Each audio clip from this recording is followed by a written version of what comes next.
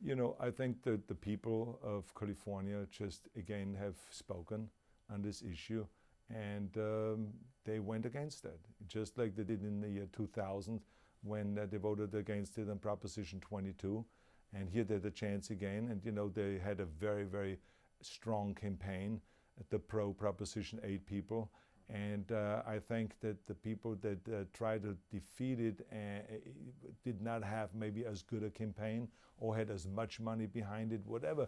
I think it is unfortunate, obviously, but it's not the end, because I think this will go back into the courts. This will go back to the Supreme Court in order, because the Supreme Court very clearly in California has declared this unconstitutional.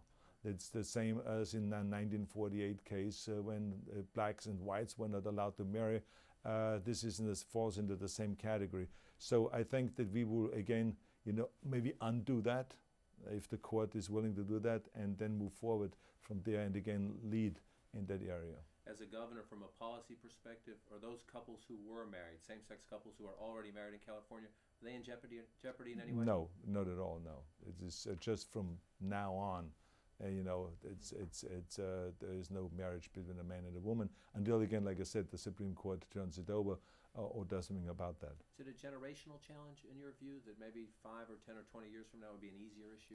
Well, it's also, it's not just it's an easier or harder. It's just a cultural issue also, because as you could see, because of the big turnout amongst African Americans and Latinos, that had an effect also which they did not expect. So there's all kinds of other things. Then I think the religious groups have done a really, big campaign, a lot of them, to support Proposition 8 and so on.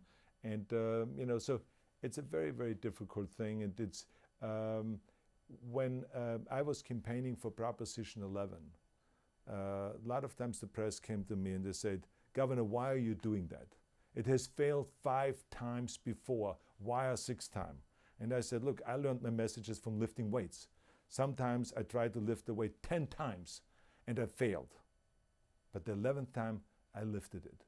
I said, so I learned that you should never, ever give up.